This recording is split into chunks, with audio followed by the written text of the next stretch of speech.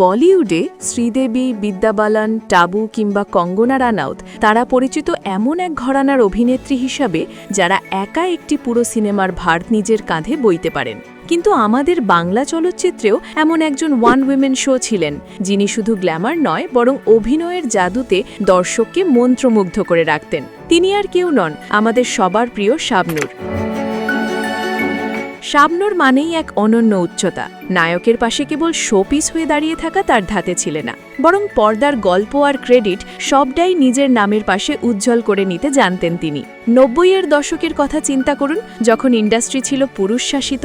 সেই সময়েও পরিচালক বাদল খন্দকার সাহস করেছিলেন শুধু শাবনূরকে কেন্দ্র করে 4টি ব্লকবাস্টার উপহার দিতে। আমি তোমার সামনে দাঁড়ানো, চলো যাই। কি হলো? চলো চলো চলো। শাবনূরের ক্যারিয়ারের মোড় ঘুরিয়ে দেওয়া এই 4টি সিনেমা হল দুনিয়ার বাদশা, স্বপ্নের পৃথিবী, পৃথিবী তোমার আমার এবং মধুর মিলন। মজার ব্যাপার হলো, এই 4টি সিনেমায় 4 জন ভিন্ন নায়কের বিপরীতে অভিনয় করে তিনি প্রমাণ করেছিলেন সফলতা শুধু জুটি প্রথা নয়, বরং তার নিজের ক্ষমতার ওপর নির্ভর করে। আমাকে না নিয়ে যাবেন না প্লিজ, আমার ভয় হচ্ছে। দুনিয়ার বাদশা ছিল তার প্রথম বাণিজ্যিক সফলতা, যেখানে তার বিপরীতে ছিলেন আমিন খান। এই ছবির সাফল্যই পরিচালককে সাহস যোগায় শাবনূরকে নিয়ে আরও বড় স্বপ্ন দেখতে। এরপর এলো স্বপ্নের পৃথিবী। সালমান শাহের সাথে শাবনূরের সেই কালজয়ী রসায়ন, 4টি একক গান আর তার অনবদ্য গ্ল্যামার, সব মিলিয়ে দর্শক যেন এক নতুন শাবনূরকে আবিষ্কার করল। শাবনূর থেমে থাকেননি। রিয়াজের বিপরীতে পৃথিবী তোমার আমার ছবিতে তার মায়াবী অভিনয়, কিংবা ওমর সানির বিপরীতে মধুর মিলন ছবিতে নীল কন্ট্রাক্ট লেন্সে তার সেই মায়াবী লুক, প্রতিটি সিনেমা ছিল এক একটি মাইল ফলক।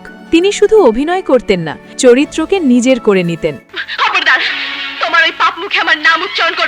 যদিও এক অনাকাঙ্ক্ষিত কারণে পরিচালক বাদল খন্দকারের সাথে তার কাজের ইতি ঘটে, কিন্তু শাবনূরের জয়রথ থামেনি। তিনি ছিলেন এমন এক অভিনেত্রী যার ছোঁয়ায় অনেক নায়কের ক্যারিয়ার সফল হয়েছে। তিনি ছিলেন সময়ের সবচেয়ে দামি আর জনপ্রিয় তারকা। তার নাচ, তার চঞ্চলতা আর গভীর অভিব্যক্তি সব মিলিয়ে তিনি ছিলেন এক পারফেক্ট প্যাকেজ। যখন তিনি পর্দায় নাচতেন, মনে হতো সময় যেন থমকে দাঁড়িয়েছে। আজ 3 দশক পেরিয়ে গেছে। দীর্ঘ সময় পর্দার আড়ালে থাকলেও বাংলার মানুষের হৃদয়ে শাবনূরের সিংহাসন আজও অটুট। তিনি শুধু একজন নায়িকা নন, তিনি একটি প্রতিষ্ঠান। শাবনূর মানেই বাংলা চলচ্চিত্রের এক সোনালী অধ্যায়, যা কখনো অমলিন হওয়ার নয়।